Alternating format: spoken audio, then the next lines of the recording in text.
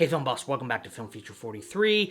I want to do another 43 facts video, and it's the spooky season, so I figured what better movie to do than the cult classic that just got its own sequel, Hocus Pocus. So let's get into talking about the facts. So this movie actually started out, the idea for it, as a bedtime story for writer David Kirshner's children that he made up about a boy who angered some witches and was turned into a cat. Kirshner then took that story that he would tell his children and wrote it down and submitted it to Muppet Magazine, which, yes, was a thing at one time. And there, the story began to gain a little bit of popularity. So he got some more friends together, and they went to pitch the idea to Disney, and to do so, they went into a dark room with brooms and vacuum cleaners hanging from the ceiling and 15 pounds of candy corn all throughout the room to get the execs in this spooky kind of feeling. The spooky feeling that David Kirshner, who actually produced a lot of the Child's Play and Chucky media, wanted to invoke in Disney must have worked because they bought the rights in 1984 and then sat on those rights for 8 years before they decided to actually make the movie. It was originally going to be called Disney's Halloween House, which is a much worse name than Hocus Pocus, and it was supposed to focus more on the witches, which is why in the trailer for the original movie you see a lot more filming focusing on the story of the witches, more so than the children, but Disney didn't want to really focus on the witches to be more scary. They wanted to be more kid-centric movie so kids would enjoy it. Steven Spielberg actually turned down the opportunity to direct Hocus Pocus because he didn't want to work with Disney, and Cloris Leachman actually turned down the role of Winifred. Makes me sick! Omri Katz, who played Max, almost missed out on the role because he auditioned sick the first time, and Disney didn't like how he auditioned, so they passed on him, but ultimately came back around, and he ended up as Max in the movie. Jennifer Lopez actually auditioned for the role of Sarah Sanderson, but it ultimately went to Sarah Jessica Parker, who might have a little bit closer tie to Sarah Sanderson because her 10th great-grandmother, Esther Elwell, actually was accused of witchcraft during the Salem witch trials, but was ultimately acquitted. That's a wild fact, but a little bonus fact, you actually have 4,069 10th great-grandparents in your family tree, so the branches spread out pretty far once you get back far enough. Speaking of Sarah Jessica Parker, she actually doesn't remember her time filming the movie very much, except for the fact that she loved being suspended in the air like she was flying. She said the harness was so comfortable that during breaks people would leave, and she had a New York Times tucked under her dress that she would pull out and be suspended in the air reading the whole time everybody else was on break. And even though SJP doesn't really remember her time filming Hocus Pocus, Bette Midler has said it's one of her favorite times she's ever had filming a movie, and it's one of her favorite movies that she filmed.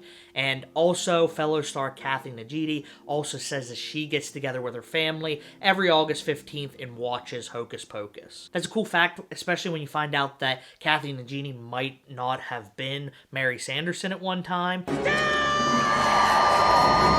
Rosie O'Donnell was offered the role, but didn't want to play a scary witch in movies, and Najimy herself didn't want to take the role to offend actual witches with some stereotype in a comedy movie, so she wasn't going to take it to begin with. But she did, and the rest is history. One thing everyone will tell you is to never work with children or animals on a Hollywood production, and the kids of Hocus Pocus learned that rather quickly. Well, the animal part, not the kid part. There were 9 to 15 different cats that stood in for Thackery Binx, who all did something different, and every time a new cat was introduced, they would have to endear themselves to that cat with a treat. And then the live cats were actually taken from the footage, and an animated face was put on them. The original face was too scary, Disney thought, because the fangs were too long, too realistic, so they asked the animators to kind of dial that back a bit, because they didn't want to scare the children that were watching. Because, as we all know, this movie... We desire children.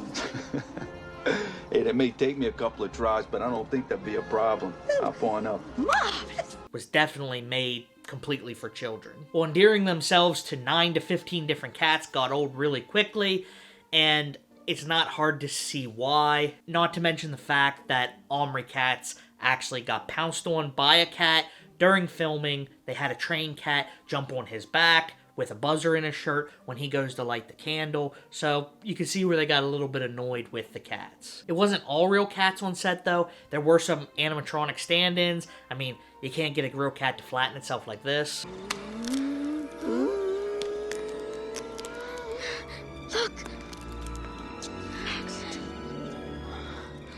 Look! I hate it when that happens. But one of those animatronics was actually used on the TV show Sabrina the Teenage Witch as a stand-in for Salem the cat. Cats were not the only live animals on set. Doug Jones, who played Billy Butcherson, has said that the moths that were in his mouth were actual real. They just had a latex pouch in the back of his throat so they wouldn't go down his throat. And even though he didn't swallow any insects on set, Sarah Jessica Parker has said that she ate a real spider while filming the scene where Sarah is eating spiders. Contrary to popular belief, this is not the first Disney movie to use the word virgin. That honor actually goes to Dragon Slayer, which came out in 1981, but it is probably the movie that used the word virgin the most. Virgin! Virgin. Virgin. Virgin. Virgin. Virgin. Virgin. Virgin. Speaking of no words in kids' movies, Bette Midler actually had somebody follow her around with a old dictionary of curse words from the 1600s, so her cursing could be appropriate to the time period. That really adds to the authenticity, but some things that make this movie not as authentic is there's no possible way that it could have took place on Halloween 1993. The first thing is there was no full moon when Halloween 1993. The two closest Halloweens that had a full moon was 1974 and the year 2020, so couldn't have been Halloween. Also for the fact that October 31st, 1993 was a Sunday, there wouldn't have been any school, so this movie could not have taken place either in 1993 or on Halloween. Another thing that was fake was the cemetery where the climax of the movie takes place.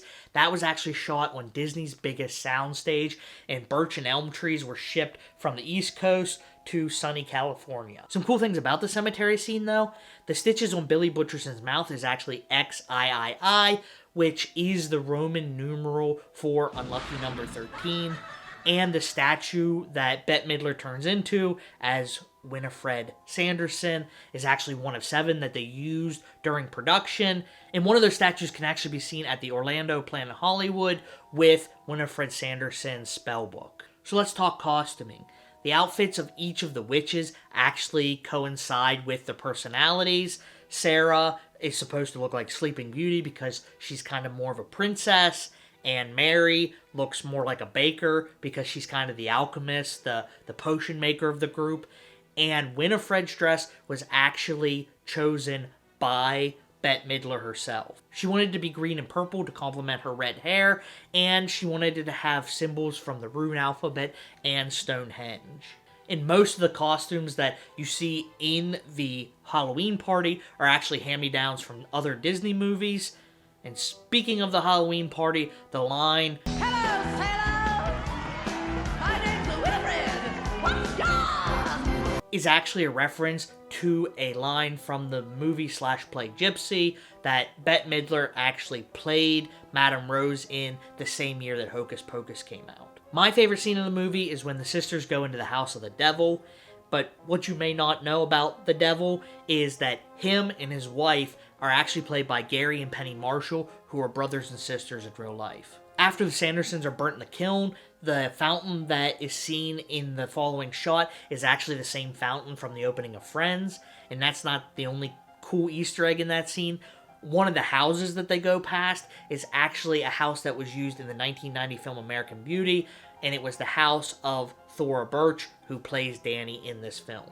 The song that Sarah sings, Come Little Children, Come, little children, I'll take thee away into a land of enchantment. was actually written by James Horner, the same person who wrote My Heart Will Go On by the Titanic. And speaking of Leo films, Leonardo DiCaprio was actually asked to star as Max in this film, but turned it down because he had the starring role in What's Eating Gilbert Grape. And considering the fact that that was his first Academy Award nod, I think he made a pretty good choice because this movie actually flopped when it initially came out. It made about $40 million on a budget of $28 million. So with advertising and stuff, it really didn't make its budget back when it first came out. Entertainment Weekly actually called it a piece of corny trash, which all of this may have something to do with the fact that it was released in July to kind of get away from the competition of A Nightmare Before Christmas that was going to be released in October. But as most of you know, we did get a sequel on Disney Plus that Bette Midler highly encouraged on a Reddit AMA, where she told people that if they wanted a sequel to Hocus Pocus, they needed to start writing letters to the Disney Corporation, and a lot of people did. Unfortunately, even though we got a sequel, Thora Birch was asked to reprise her role as Danny, but she turned it down due to scheduling conflicts, so she will not be in the film. But for our final fact, this sequel that we're getting is actually the second sequel that we got of Hocus Pocus, because in 2018, 25 years after the original, for its anniversary, a book was released called Hocus Pocus, the all-new sequel, and it followed the 17-year-old daughter of Max and Allison as she fought off the Sanderson sisters. So this is actually the second sequel that we've got to the original Hocus Pocus. And that's my 43 facts about Hocus Pocus. I have some Stranger Things facts coming out soon. If that's something you want to see, consider subscribing, leave me a like, and as always, thanks for watching, and I'll see you in the next one.